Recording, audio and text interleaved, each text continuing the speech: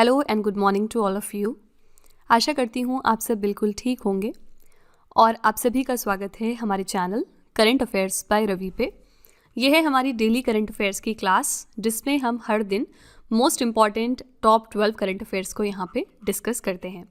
तो इसी सिलसिले में आज की क्लास में हम बात करेंगे 3 जनवरी 2026 के 12 मोस्ट इम्पॉर्टेंट करंट अफेयर्स के बारे में।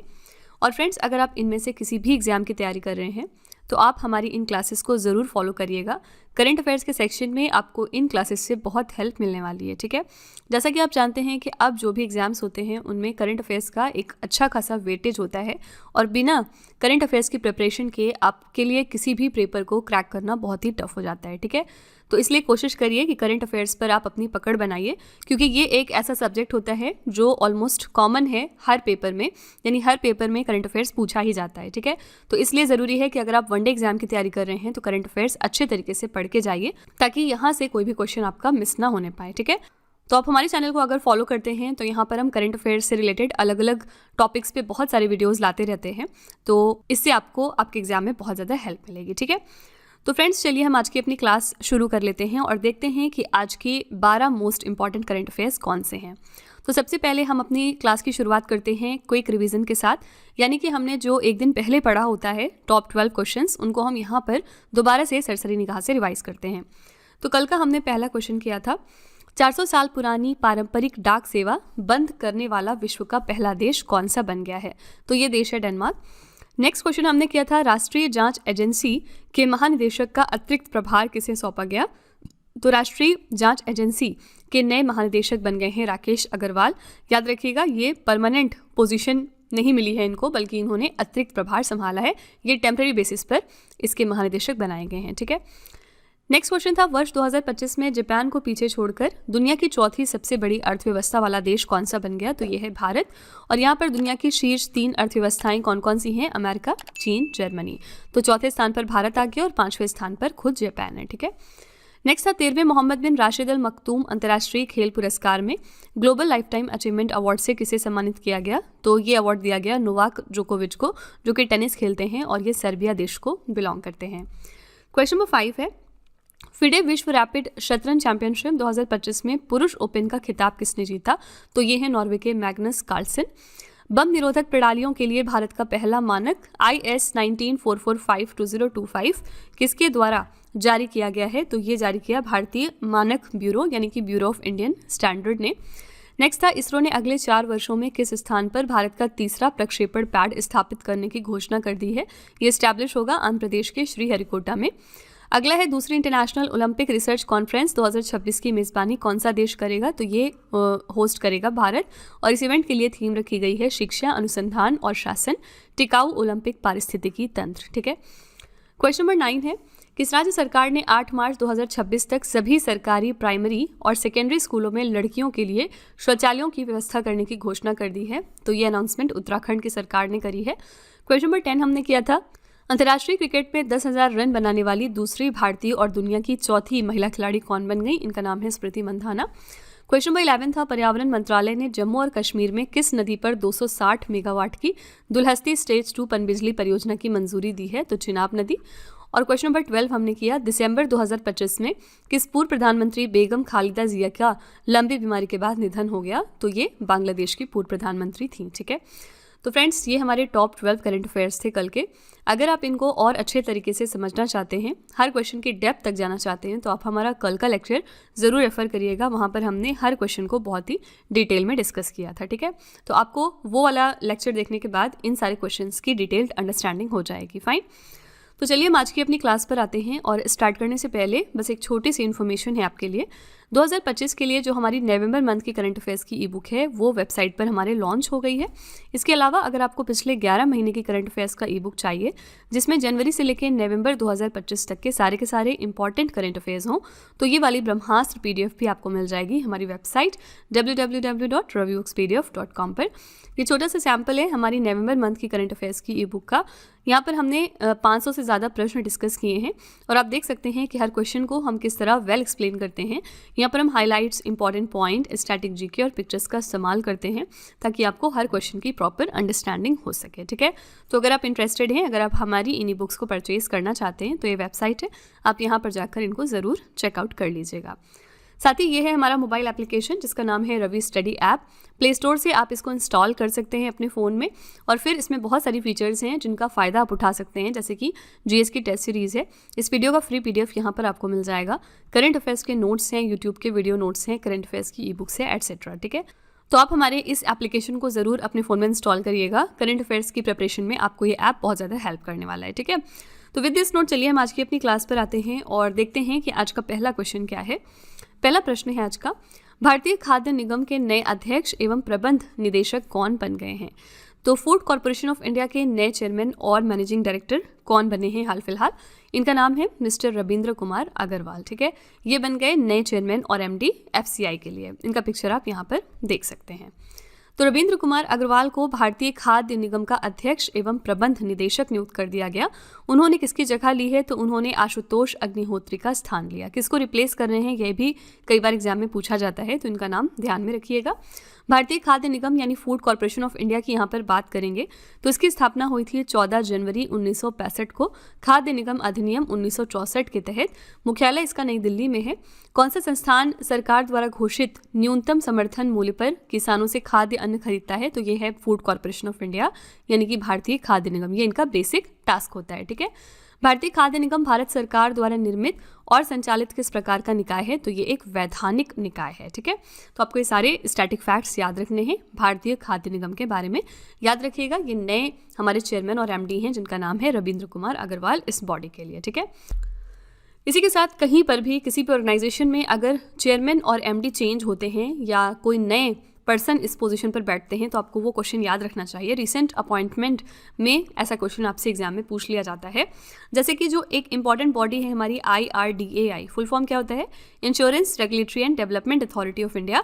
यहाँ पर भी नए चेयरमैन हाल ही में अपॉइंट हुए हैं पिछले 1-2 महीने में, और इनका नाम आपको ज़रूर याद रखना है। इनका नाम है मिस्टर अजय सेठ, ठीक है, क्योंकि ये एक इंश्योरेंस रिलेटेड आपकी इंपॉर्टेंट बॉडी है तो इसके चेयरमैन का नाम ज़रूर याद रखना है आपको। और साथ ही याद रखिएगा कि इन्होंने किसको रिप्लेस किया था? तो इन्होंने मिस्टर देबाशीष को रिप्लेस किया था, ठीक है। मिस्टर देबाशीष पांडा को इन्होंने रिप्लेस किया था और अब अगले 3 सालों तक ये इस पोजीशन पर रहने वाले हैं, ठीक है। तो ये करंट अफेयर्स था जिसको आपको रिवाइज करवाना था मुझे। और फूड कॉर्पोरेशन ऑफ इंडिया की तरह ही यूनाइटेड नेशंस की एक बॉडी है जिसका नाम है FAO यानी फूड एंड एग्रीकल्चर ऑर्गेनाइजेशन, ठीक है। इसके बारे में भी बहुत बार एग्जाम में पूछा गया कि इसका हेडक्वार्टर कहाँ पर है। इसका हेडक्वार्टर याद रखिएगा सिंपली कि इटली के रोम शहर में है, जबकि जो यूनाइटेड नेशंस का हेडक्वार्टर है वो कहाँ पर है? वो न्यूयॉर्क में है, ठीक है। तो ज़रूरी नहीं है कि यूनाइटेड नेशंस का जहाँ पर हेडक्वार्टर है वहीं पर इसकी जो सब बॉडीज़ हैं उनका भी हेडक्वार्टर मौजूद हो, ठीक है। तो ये फैक्ट याद रखिएगा कि FAO का हेडक्वार्टर है इटली के रोम शहर में। फाइन। तो फ्रेंड्स क्वेश्चन नंबर 2 पे चलते हैं अब। प्रधानमंत्री नरेंद्र मोदी ने जनवरी 2026 में 50वीं प्रगति की बैठक की अध्यक्षता कहाँ पर करी है? तो प्राइम मिनिस्टर मोदी जी ने 50th प्रगति मीटिंग की जो अध्यक्षता की है वो कहाँ पर करी है? करेक्ट आंसर हो जाएगा बी ऑप्शन, नई दिल्ली में, जनवरी 2026 में, ठीक है। प्रगति का फुल फॉर्म क्या है? Proactive governance and timely implementation. ये प्रगति बैठकों का स्वर्ण जयंती संस्करण था जो 2015 में इस पहल की शुरुआत के बाद एक बड़ी उपलब्धि है। इस बैठक के दौरान प्रधानमंत्री ने सड़क, रेलवे और शहरी विकास से जुड़ी कई महत्वपूर्ण बुनियादी ढांचा परियोजनाओं की समीक्षा की है, ठीक है। तो आपको बस ये याद रखना है कि अध्यक्षता किसने करी है? तो प्राइम मिनिस्टर मोदी जी ने। और कहाँ से करी है? तो आंसर हो जाएगा बी ऑप्शन, नई दिल्ली से, ठीक है। तो यहाँ पर हमने बात करी है कॉन्फ्रेंस की, तो चलिए हम थोड़े से सम्मेलन यहाँ पर एक बार रिवाइज कर लेते हैं जो 2025 के लेटेस्ट सम्मेलन है। पहला है संयुक्त राष्ट्र जैव विविधता सम्मेलन 2026। ये कहाँ पर होगा? आर्मीनिया की कैपिटल येरेवन में, ठीक है। COP 31 जलवायु शिखर सम्मेलन 2026 में होगा तुर्की में। ये फैक्ट जरूर याद रखिएगा। जो COP 30 था 2025 में, ये कहाँ पर हुआ था? ये ब्राज़ील के बेलेम शहर में हुआ था, ठीक है। COP 31 की बात हमने यहाँ पर करी और COP 32 के लिए भी होस्ट डिक्लेयर्ड है ऑलरेडी। 2027 में COP 32 को एथियोपिया देश होस्ट करने वाला है, ठीक है। नेक्स्ट है शंघाई कोऑपरेशन ऑर्गेनाइजेशन का शिखर सम्मेलन। इसको 2025 में होस्ट किया है चीन के तियानजिन शहर ने। भ्रष्टाचार के खिलाफ संयुक्त राष्ट्र कन्वेंशन का जो 11वां सम्मेलन था इसको होस्ट किया कतर के दोहा ने। 17वां ब्रिक्स शिखर सम्मेलन रियो डी जेनेरियो ने होस्ट किया ब्राजील का। 18वां यानी कि जो इस साल का ब्रिक्स शिखर सम्मेलन है वो भारत होस्ट करेगा। ये इंपॉर्टेंट फैक्ट है आपके लिए याद रखने का। 28वां राष्ट्रमंडल अध्यक्ष सम्मेलन 2026 में जो होगा इसकी मेज़बानी भी भारत करेगा। रायसीना मध्य पूर्व सम्मेलन 2025 का पहला संस्करण जो है वो यूएई के अबू धाबी में होगा। बिम्स्टेक युवा शिखर सम्मेलन 2025 गुजरात के गांधीनगर में हो रहा है। G20 शिखर सम्मेलन 2025 हो रहा है दक्षिण अफ्रीका के जोहान्सबर्ग में। और साथ ही इस साल यानी 2026 में G20 की जो अध्यक्षता है वो है संयुक्त राज्य अमेरिका के पास। ठीक है। 20वां अंतर्राष्ट्रीय त्रिपिटक जप समारोह 2025 हुआ था बिहार के बोधगया में। ग्लोबल बिग कैट सम्मेलन 2026 की मेज़बानी नई दिल्ली करेगा।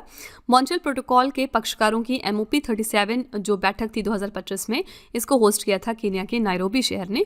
और एशिया प्रशांत आर्थिक सहयोग शिखर सम्मेलन 2025 को होस्ट किया था दक्षिण कोरिया के ग्यांगजू ने। ठीक है। तो फ्रेंड्स, ये 2025 के आपके मोस्ट इंपॉर्टेंट सम्मेलन हैं जहां से एग्जाम में क्वेश्चंस फ्रेम हो सकते हैं। तो आपको इनका स्क्रीनशॉट ले लेना है और टाइम टू टाइम रिवाइज करते रहना है ताकि आपको जल्दी से जल्दी याद हो जाए। ठीक है। क्वेश्चन नंबर 3 पे चलते हैं। साउथ पोल यानी दक्षिण ध्रुव पर पहुंचने वाली सबसे कम उम्र की भारतीय महिला कौन बन गई हैं? तो साउथ पोल पर पहुंचने वाली हमारी यंगेस्ट इंडियन वुमेन हाल ही में बनी है काम्या कार्तिकेयन। ठीक है। डी ऑप्शन बिल्कुल करेक्ट हो जाएगा। काम्या कार्तिकेयन दक्षिण ध्रुव पर पहुंचने वाली सबसे कम उम्र की भारतीय महिला बनी। ये मुंबई के रहने वाली हैं और कितने साल की हैं ये इंपॉर्टेंट है, ये सिर्फ 18 वर्ष की हैं। ठीक है। तो आप देख सकते हैं कि जस्ट टीनेजर हैं ये और इन्होंने कितना बड़ा कमाल करके दिखाया है। दक्षिणी ध्रुव अंटार्कटिक महाद्वीप पर स्थित है। रीना कौशल धर्मशक्तु 2009 में साउथ पोल पर स्कीइंग करने वाली पहली भारतीय महिला बनी थी। ठीक है। तो आपको ये सारे फैक्ट्स याद रखने हैं। फिलहाल ये जो करंट अफेयर्स है आपके लिए इंपॉर्टेंट है क्योंकि यहाँ पर हमने वुमेन की बात करी और हम वुमेन एम्पावरमेंट में बिलीव रखते हैं। करंट अफेयर्स में कभी भी कोई वुमेन अगर न्यूज़ में आ जाती हैं तो वो आपके एग्जाम में ज़रूर पूछ लिया जाता है। ठीक है। तो आपको ये क्वेश्चन ध्यान में रखना है। ओके। इसी के साथ हमने 2025 में भी इसी तरह का एक करंट अफेयर्स पढ़ा था जिसमें हमने ये देखा था कि पहली इंडियन ब्लाइंड वुमेन कौन बनी है जिन्होंने माउंट एवरेस्ट को स्केल किया था। इनका नाम आपको ज़रूर याद रखना है। इनका नाम जो है वो क्या है? छोंजिन आंगमो। ठीक है। कौन से राज्य से बिलोंग करती हैं ये इंपॉर्टेंट है। ये हिमाचल प्रदेश राज्य से हैं। इसी के साथ ये पहली इंडियन ब्लाइंड पर्सन बनी है जिन्होंने माउंट एवरेस्ट को स्केल किया। ठीक है। तो ये ज़्यादा पुराना नहीं बल्कि पिछले साल 2025 का ही करंट अफेयर्स है। इसको भी आपको ध्यान में रखना पड़ेगा। क्वेश्चन नंबर 4 पे चलेंगे। जनवरी 2026 में विदेश व्यापार महानिदेशालय के नए महानिदेशक कौन बन गए हैं? तो directorate general of foreign trade यानी DGFT में नए डायरेक्टर जनरल कौन बने हैं? इनका नाम है बी ऑप्शन लव अग्रवाल। ठीक है। तो लव अग्रवाल को विदेश व्यापार महानिदेशालय का नया महानिदेशक नियुक्त कर दिया गया और विदेश व्यापार महानिदेशालय भारत सरकार के वाणिज्य एवं उद्योग मंत्रालय के अधीन एक महत्वपूर्ण कार्यालय माना जाता है। ठीक है। तो आपको याद रखना है कि इनका नाम क्या है? लव अग्रवाल। ये नए डायरेक्टर जनरल बन गए हैं DGFT में। ठीक है। इसी के साथ नए डायरेक्टर जनरल अपॉइंट हुए हैं बॉर्डर रोड ऑर्गेनाइजेशन के लिए भी और इनका नाम क्या है? इनका नाम है लेफ्टिनेंट जनरल हरपाल सिंह। ये भी आपका जनवरी 2026 का करंट अफेयर है। ठीक है। तो ये भी आपको ध्यान में रखना है कि नए डायरेक्टर जनरल VRO के लिए बन गए हैं lieutenant general Harpal Singh. Question number 5 पे चलेंगे। केंद्रीय मंत्री निर्मला सीतारमण ने किस राज्य के सरकारी स्कूलों में विजय पाथा प्रयोगशालाओं का शुभारंभ किया है? हमारी फाइनेंस मिनिस्टर निर्मला सीतारमण ने इनॉग्रेट कर दिया है विज AI पाथा को और ये जो लैबोरेटरीज हैं ये गवर्नमेंट स्कूल्स में इनका इनॉग्रेशन हुआ है। कहाँ पे, कौन से राज्य में? तो आंसर हो जाएगा बी ऑप्शन कर्नाटका राज्य में। ठीक है। तो केंद्रीय मंत्री निर्मला सीतारमण ने कर्नाटका के विजयनगर जिले के होसपेट तालुक में एक सरकारी गर्ल्स स्कूल में साइएंट AI लैब्स विजय पाथ लॉन्च कर दिया। उद्देश्य क्या है? सरकारी स्कूल के छात्रों को artificial intelligence, STEM, robotics, coding और डिजिटल इनोवेशन में भविष्य के लिए तैयार कौशल प्रदान करना। ठीक है। तो यहाँ पे करेक्ट आंसर हो जाएगा B option Karnataka. Question number 6 है। केंद्रीय गृह मंत्री अमित शाह ने किस राज्य में बटा द्रवा पुनर्विकास परियोजना का उद्घाटन किया? ये परियोजना असम के नगांव जिले में स्थित है और बटा द्रवा महान वैष्णव संत और समाज सुधारक श्रीमंत शंकर देव की जन्म स्थली है। ठीक है। तो ये इसका कल्चरल सिग्निफिकेंस या रिलीजियस सिग्निफिकेंस है। उद्देश्य क्या है? इस परियोजना का मुख्य उद्देश्य है बटा द्रवा थान को एक विश्व स्तरीय सांस्कृतिक और आध्यात्मिक केंद्र के रूप में विकसित करना। ठीक है। क्वेश्चन नंबर 7 है। भारत का पहला राष्ट्रीय स्तर पर AI रिसर्च संस्थान जिसका नाम है इंडियन AI रिसर्च ऑर्गेनाइजेशन, ये कहाँ पर स्थापित किया गया? ये इंडिया का पहला नेशनल लेवल का AI रिसर्च इंस्टीट्यूट है, the Indian AI research organisation, और इसको कहाँ पर इस्टेब्लिश किया जा रहा है? आंसर हो जाएगा गुजरात के गिफ्ट सिटी में। सी ऑप्शन बिल्कुल यहाँ पे करेक्ट हो जाएगा। इंडियन एआई रिसर्च ऑर्गेनाइजेशन की स्थापना गुजरात के गांधीनगर स्थित गिफ्ट सिटी में हुई है। ये भारत में अपनी तरह का ऐसा पहला संस्थान है जो सार्वजनिक निजी भागीदारी मॉडल पर आधारित है, जिसको हम पब्लिक प्राइवेट पार्टनरशिप कहते हैं। ठीक है, अगले 5 वर्षों के लिए लगभग 300 करोड़ रुपए का बजट इसके लिए आवंटित किया गया है। ठीक है, तो यहाँ पे करेक्ट आंसर हो जाएगा गुजरात की गिफ्ट सिटी में। गुजरात के बारे में याद रखिएगा कि नेशनल मैरीटाइम हेरिटेज कॉम्प्लेक्स जो है हमारा, ये इस्टेब्लिश होगा गुजरात के लोथल में। ठीक है, इंपॉर्टेंट बात ये है कि ये कौन से 2 कंट्रीज़ का कोलैबोरेशन है, तो इंडिया के साथ इसमें हेल्प कर रहा है नीदरलैंड देश। ठीक है, तो इंडिया और नीदरलैंड्स का कोलैबोरेशन है नेशनल मैरीटाइम हेरिटेज कॉम्प्लेक्स, और ये गुजरात के लोथल में इस्टेब्लिश किया जाना है। ठीक है, क्वेश्चन नंबर 8 पे चलेंगे। महिला T20 अंतर्राष्ट्रीय क्रिकेट में सबसे अधिक विकेट लेने का रिकॉर्ड किस खिलाड़ी ने बना लिया है? तो वुमेन्स T20 इंटरनेशनल क्रिकेट में सबसे ज़्यादा विकेट्स लेने का एक नया रिकॉर्ड क्रिएट किया है दीप्ति शर्मा ने। ये ऑप्शन यहाँ पे बिल्कुल सही है। दीप्ति शर्मा ने ये उपलब्धि श्रीलंका के खिलाफ तिरुवनंतपुरम में खेले गए 5वें T20 मैच में हासिल कर ली है। दीप्ति शर्मा ने ऑस्ट्रेलियाई तेज गेंदबाज मेगन शट को पीछे छोड़ते हुए ये मकाम हासिल किया है। ठीक है, तो आपको याद रखना है कि ये इंडिया की तरफ से एक नया अचीवमेंट है कि वुमेन्स T20 इंटरनेशनल क्रिकेट में सबसे ज़्यादा विकेट्स ओवरऑल पूरे वर्ल्ड पे लेने वाला नया रिकॉर्ड कायम किया है दीप्ति शर्मा ने। ठीक है, ऑप्शंस में है मेगन शट, ये कौन से देश की प्लेयर हैं? ये ऑस्ट्रेलिया की प्लेयर हैं। झूलन गोस्वामी इंडिया की प्लेयर हैं, और यहाँ पर एलिस पेरी भी ऑस्ट्रेलिया की प्लेयर है। ठीक है, क्वेश्चन नंबर 9 पे चलेंगे। किस देश ने YJ-20 ईगल स्ट्राइक 20 नामक हाइपरसोनिक एंटी शिप मिसाइल को विकसित किया है? तो कौन से देश की मिसाइल है ईगल स्ट्राइक 20? करेक्ट आंसर हो जाएगा सी ऑप्शन, चाइना। ठीक है, ये चाइना की मिसाइल है। कई बार एग्जाम में ये भी पूछ लिया जाता है कि ईगल स्ट्राइक नाम की जो मिसाइल चाइना की है, ये किस तरह की मिसाइल है? क्या ये बैलिस्टिक मिसाइल है या फिर हाइपरसोनिक मिसाइल है? तो आपको याद रखना है कि ये एक हाइपरसोनिक मिसाइल है। ठीक है, तो चीनी नौसेना ने अपने शक्तिशाली टाइप 055 गाइडेड मिसाइल डिस्ट्रॉयर से YJ-20 ईगल स्ट्राइक 20 के सफल परीक्षण का वीडियो जारी किया। ये मिसाइल ध्वनि की गति से 5 गुना अधिक की रफ्तार से उड़ान भरने में पूरी तरह से सक्षम था। इसकी अनुमानित रेंज है लगभग 1000 से 1500 किलोमीटर। ठीक है, तो आप देख सकते हैं कि ये कितनी पावरफुल इनकी मिसाइल है। ठीक है, तो याद रखिएगा चाइना की एक हाइपरसोनिक एंटीशिप मिसाइल है। ओके, यहाँ पर कुछ हम 2025 में इंडिया की मिसाइल्स की बात करें अगर, जो हाल ही में इंडिया ने टेस्ट किए हैं, तो इसमें आपका सबसे फेमस एक मिसाइल है जिसका नाम है K4। ये किस तरह की मिसाइल है आपकी? ये एक बैलिस्टिक मिसाइल है। हमेशा हर मिसाइल के बारे में ज़रूर याद रखा करिए कि वो कैसी मिसाइल है। ठीक है, दूसरी आपकी हो गई प्रलय मिसाइल। इसको भी अभी कुछ दिनों पहले हमने टेस्ट किया, और याद रखिएगा ये भी एक बैलिस्टिक मिसाइल है। ये एक surface to surface ballistic missile है, यानी सरफेस से लॉन्च होती है और सरफेस पे जाके हिट करती है। ठीक है, तीसरी आपकी यहाँ पर मिसाइल हो गई अग्नि P, जिसको हमने अभी 1 जनवरी 2026 को टेस्ट किया था। ये भी हमारी एक तरह की बैलिस्टिक मिसाइल है, याद रखिएगा। और यहाँ पर P का जो फुल फॉर्म है, कई एग्जाम में पूछा गया है, P का यहाँ पर फुल फॉर्म होता है प्राइम, ज़रूर याद रखिएगा। ठीक है, अग्नि P में P स्टैंड्स फॉर प्राइम। बाकी 2025 में हमने अग्नि 5 को भी टेस्ट किया था। अग्नि 5 भी हमारी बैलिस्टिक मिसाइल है। और यहाँ पर हमारी एक पिनाका मिसाइल्स भी होती हैं, Pinaka long range guided rockets, इनका भी टेस्ट हुआ था। और यहाँ पर अगर हम इंटरनेशनल लेवल पे आएंगे तो रशिया ने कुछ दिनों पहले अपनी ओरेश्निक मिसाइल को टेस्ट किया था। ठीक है, तो एक ये मिसाइल बस इंटरनेशनल लेवल पे याद रखिएगा कि ओरेश्निक मिसाइल कौन से देश की है, याद रखिएगा रशिया की मिसाइल है। और किस वजह से न्यूज़ में आया था? क्योंकि रशिया ने हाल ही में इस मिसाइल को डिप्लॉय किया है बेलारूस देश के ऊपर। ठीक है, तो ये करंट अफेयर्स था और इसकी वजह से ओरेश्निक मिसाइल इनकी न्यूज़ में आई थी। ठीक है, तो इस तरह से आप चीज़ों को रिलेट करते रहा करिए। क्वेश्चन नंबर 10 पे चलेंगे। किस अंतरिक्ष एजेंसी ने वोस्तोचन स्पेस पोर्ट से सोयूज 2.1B रॉकेट के जरिए 52 उपग्रह सफलतापूर्वक लॉन्च किए हैं? तो कौन सी स्पेस एजेंसी है जिन्होंने 52 सैटेलाइट्स को इस तरह लॉन्च किया है? रूस के रोसकॉस्मोस ने। ठीक है, तो रूस की स्पेस एजेंसी है रोसकॉस्मोस, और इन्होंने 52 सैटेलाइट लॉन्च किए हैं सोयूज 2.1B रॉकेट की मदद से। ठीक है, तो ये जो रॉकेट्स लॉन्च हुए हैं कहाँ से हुए हैं? रूस के वोस्तोचन कॉस्मोड्रोम से। ये रॉकेट कौन सा था? Soyuz 2.1B। पेलोड यहाँ पर कुल 52 उपग्रह थे, जिनमें 50 छोटे सैटेलाइट और 2 AIST-2T सैटेलाइट शामिल थे। ईरान के 3 रिमोट सेंसिंग सैटेलाइट भी इस मिशन का हिस्सा थे। इनके बारे में हमने कल पढ़ा था, अगर आपको याद हो तो। और यहाँ पर मिशन का उद्देश्य क्या था? पृथ्वी की सतह की 3D इमेजिंग और डिजिटल मॉडल बनाना। ठीक है, तो आपको बस ये याद रखना है कि 52 सैटेलाइट जो सोयूज 2.1B रॉकेट से लॉन्च किए गए हैं, ये कौन सी स्पेस एजेंसी के द्वारा किए गए? तो रशिया की स्पेस एजेंसी के द्वारा। ठीक है, करेक्ट आंसर है यहाँ पर डी ऑप्शन। क्वेश्चन नंबर 11 पे चलते हैं।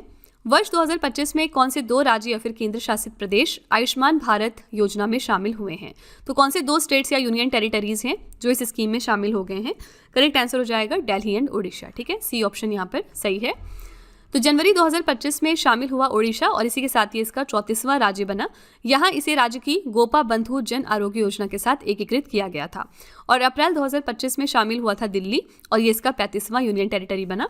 पश्चिम बंगाल अब भारत का एकमात्र ऐसा राज्य रह गया जिसने इस योजना को पूरी तरह से नहीं अपनाया। ये फैक्ट आपको एग्जाम के पर्सपेक्टिव से ज़रूर याद रखना है कि कौन सा राज्य है जिसने अब तक इस योजना को नहीं अप्लाई किया है। तो आंसर है पश्चिम बंगाल। ठीक है, आयुष्मान भारत को 23 सितंबर 2018 को शुरू किया गया था। फाइन, तो यहाँ पर करेक्ट आंसर है C option Delhi and Odisha. Okay, इसी के साथ सेंट्रल गवर्नमेंट की एक और स्कीम थी पिछले दिनों जिसका नाम था Mahatma Gandhi national rural employment guarantee scheme. ये जो नाम था इसका वो पलट दिया गया है और इसका नाम अब कर दिया गया है VBG रामजी मिशन। ठीक है, क्या इसका फुल फॉर्म है? विकसित भारत ग्रामीण रोजगार एंड आजीविका मिशन। ठीक है, तो इस स्कीम का नाम ये रख दिया गया है। बेसिकली इसमें महात्मा गांधी जी का जो नाम था वो हटा दिया गया है और इसके तहत एक और चेंज लाया गया है कि इसके अंतर्गत पहले 100 दिन के काम की गारंटी दी जाती थी, लेकिन अब ये दिन बढ़ा दिए गए हैं और अब ये 125 दिन हो गए हैं। ठीक है, तो ये फैक्ट भी याद रखिएगा। आज का आखिरी प्रश्न है, ह्यूरन इंडिया रिच लिस्ट 2025 में दुनिया की सबसे अमीर भारतीय मूल की प्रोफेशनल मैनेजर कौन बन गई हैं? दुनिया की richest professional manager Indian origin की कौन है एज पर the Hurun India rich list 2025? तो इनका नाम है Jayshree Ullal. A option correct हो जाएगा। ह्यूरन रिपोर्ट के अनुसार जयश्री उल्लाल की कुल संपत्ति कितनी है? 50,170 करोड़ रुपए। जयश्री उल्लाल 2008 से एरिस्टा नेटवर्क्स के अध्यक्ष और सीई के रूप में कार्यरत हैं। ठीक है, तो किसकी अध्यक्ष हैं ये भी याद रखिएगा। और ये जो है ये सबसे अमीर भारतीय मूल की प्रोफेशनल मैनेजर मानी गई हैं। फाइन, देखिए ह्यूरन इंडिया की जो भी रिपोर्ट्स आती हैं वो आपके एग्जाम में ज़रूर पूछी जाती हैं। तो इनकी एक बहुत फेमस रिपोर्ट है जो इनकी ह्यूरन इंडिया रिच लिस्ट आती है और इसके बारे में एग्जाम में अक्सर पूछा गया है। 2025 में जो इनकी रिपोर्ट आई थी इसके मुताबिक फर्स्ट पोजीशन पर इंडिया के सबसे रिचेस्ट पर्सन कौन माने गए हैं? ये थे मुकेश अंबानी। ठीक है, और दूसरे पोजीशन पर इनके बाद थे गौतम अदानी फैमिलीज और थर्ड पर इसमें आते हैं रोशनी नादर मल्होत्रा। ठीक है, और रोशनी नादर मल्होत्रा जो हैं ये इंडिया की रिचेस्ट वुमेन भी हैं। इनके बारे में ये फैक्ट याद रखिएगा। ठीक है, तो जो मुकेश अंबानी हैं ये कौन से कंपनी के मालिक हैं? रिलायंस इंडस्ट्रीज़ के लिए। गौतम अदानी की बात करेंगे तो ये अदानी ग्रुप के ओनर हैं और रोशनी नादर मल्होत्रा HCL टेक्नोलॉजीज़ की मालिक हैं। ठीक है, तो आपको याद रखना है कि ये तीनों लोग टॉप 3 में आते हैं रिच लिस्ट के मामले में। फाइन, और रोशनी नादर मल्होत्रा जो हैं ये रिचेस्ट फीमेल हैं ओवरऑल। फाइन, तो फ्रेंड्स ये थे हमारे आज के top 12 current affairs. I really hope कि आपको सारे क्वेश्चंस अच्छे तरीके से समझ में आए होंगे और आपने ये भी समझा होगा कि किस तरह से आपको चीज़ों को कनेक्ट और रिलेट करके करंट अफेयर्स को याद रखना है। अदरवाइज सब कुछ ऐसे आप अलग अलग करके नहीं याद रख सकते हैं। ठीक है, क्योंकि करंट अफेयर्स एक तरह का ओशन होता है और बहुत ज़रूरत है यहाँ पर कि आप स्मार्टली इस चीज़ को हैंडल करें। ठीक है, तो हमेशा हम आपके लिए लास्ट में एक छोटा सा टेस्ट रखते हैं 3 क्वेश्चंस का और ये जो क्वेश्चन है वो इसी वीडियो में से होते हैं। पर्पस ये होता है कि आप ये अपने आप को देख सकें कि आपने कितना पढ़ा है, कितना समझा है। आज का पहला क्वेश्चन है आपके लिए, साउथ पोल दक्षिण ध्रुव पर पहुंचने वाली सबसे कम उम्र की भारतीय महिला कौन बनी? दूसरा प्रश्न है, केंद्रीय गृह मंत्री अमित शाह ने किस राज्य में बटा द्रवा पुनर्विकास परियोजना का उद्घाटन किया? और तीसरा प्रश्न है, महिला T20 अंतर्राष्ट्रीय क्रिकेट में सबसे अधिक विकेट लेने का रिकॉर्ड किस खिलाड़ी ने बनाया है? ठीक है, तो फ्रेंड्स ये 3 क्वेश्चंस आपके लिए हैं एज अ होमवर्क। इनका जो जवाब है वो आपको कमेंट में जाके लिखना है और इसी के साथ हमारी क्लास यहाँ पर एंड होती है। आई रियली होप कि आपको हमारी क्लास पसंद आई होगी। अब अपना फीडबैक कमेंट में ज़रूर लिखिएगा कि क्लास कैसी लगी। अगर आपको लगता है कि इसमें कुछ इंप्रूवमेंट होना चाहिए तो आप अपना व्यू भी कमेंट में डाल सकते हैं। ठीक है, तो फ्रेंड्स इसी तरह के बेस्ट क्वालिटी कंटेंट और अच्छी प्रिपरेशन के लिए हमारे चैनल के साथ जुड़े रहिए। मिलते हैं अगली क्लास में एक और इम्पॉर्टेंट टॉपिक के साथ। Till then stay tuned. Thank you so much for watching. Also don't forget to like share and subscribe our channel. Friends यहाँ पे वीडियो को एंड करने से पहले मैं आपको एक छोटी सी इन्फॉर्मेशन दे दूँ कि अगर आप इंग्लिश मीडियम में ज़्यादा कंफर्टेबल हैं, यानी कि अगर आप करंट अफेयर्स को और स्टैटिक जीके को इंग्लिश मीडियम में पढ़ना प्रेफर करते हैं तो इसके लिए आप हमारे चैनल रवि अदिति क्लासेस को सब्सक्राइब कर सकते हैं। इसके अलावा अगर आपको बुक्स चाहिए प्रिंटेड फॉर्मेट में तो ये आपको मिल जाएगी हमारी वेबसाइट www.raviaditipublication.com पर और ये आपके घर तक भी डिलीवर की जाएंगी। तो फिलहाल आपके लिए हमने लॉन्च किया है जीएस का 1 लाइनर 25,000 प्लस एग्जाम फैक्ट का बुक, जहाँ पर सभी इंपॉर्टेंट क्वेश्चंस को हमने कवर किया है।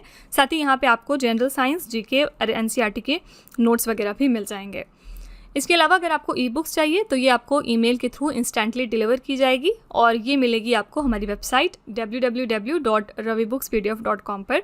तो यहाँ पर आप देख सकते हैं कि जनवरी से लेकर मई यानी कि लास्ट 5 मंथ का करंट अफेयर्स का ई बुक हमने लॉन्च किया है आपके लिए। इसके अलावा मंथली और ईयरली ई बुक्स भी मिल जाएंगी। साथ ही 11,000 प्लस GK GS का बुक भी आपके लिए अवेलेबल किया गया है। ठीक है, तो अगर आपको इनमें से कोई भी ई बुक चाहिए तो इस वेबसाइट पर जाके आप इनको परचेज कर सकते हैं। साथ ही ये हमारा मोबाइल एप्लीकेशन है जिसका नाम है रवि स्टडी ऐप। अगर आपको इस वीडियो का फ्री PDF चाहिए तो आप यहाँ पर जाके इसको डाउनलोड कर सकते हैं। इस एप्लीकेशन में और भी चीज़ें हैं आपके लिए, जैसे कि GS की टेस्ट सीरीज़, करंट अफेयर्स के नोट्स, यूट्यूब के वीडियो नोट्स, करंट अफेयर्स की ई बुक्स, GK GS की ई बुक्स एटसेट्रा। ठीक है, तो आप इस एप्लीकेशन को डाउनलोड करके फर्दर एक्सप्लोर कर सकते हैं। और सभी वीडियोस और ई बुक से रिलेटेड जो अपडेट्स हैं वो आपको मिलेगी हमारे Telegram channel current affairs by Ravi पर।